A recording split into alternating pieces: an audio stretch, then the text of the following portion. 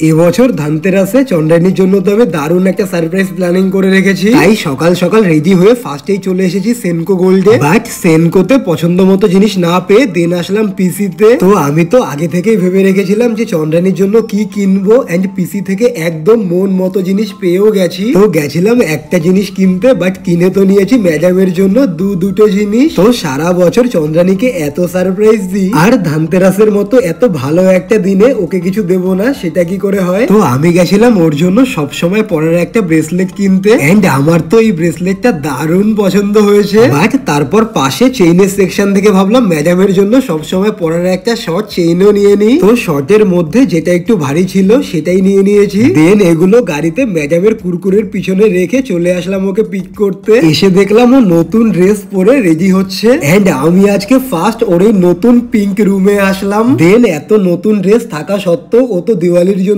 কি কি শপিং করেছে সেটা দেখাচ্ছিল আমায়, এন্ড আমার জন্য তো নতুন কুর্তা কিনেছে। আর তারপর বেরিয়ে ওকে সারপ্রাইজ দেওয়ার আগে তো আমি ওকে ভীষণ রাগিয়ে দিয়েছিলাম, এটা বলেই যে ওকে আজকে দেখতে ভালো লাগছে না। আরে ওরা কুরকুরে নেই, আমি খেয়ে নিয়েছি।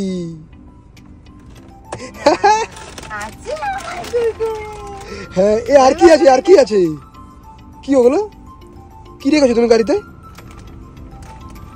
তো সারপ্রাইজটা পেয়ে ও তো একটু বেশি অবাক হয়ে গেছিল, কারণ ওর তো কোনো আইডিয়াই ছিল না যে ধানতেরাসে আমি ওকে এরকম কোনো সারপ্রাইজ দেব। তো আজকের এই ম্যাডামকে ধানতেরাসে সারপ্রাইজ দেওয়া লং ব্লগ তো অলরেডি চ্যানেলে আপলোড আছে। দেন ওকে তো ব্রেসলেটটা পরিয়ে দিলাম, যেটা পরে তো ওকে দারুণ লাগছিল, এন্ড তারপর পরিয়ে দিলাম চেইন। আর প্রত্যেকটা জিনিসই তো চন্দ্রানীর ভীষণ পছন্দ হয়েছে, এন্ড সাথে ও তো ভীষণ হ্যাপি।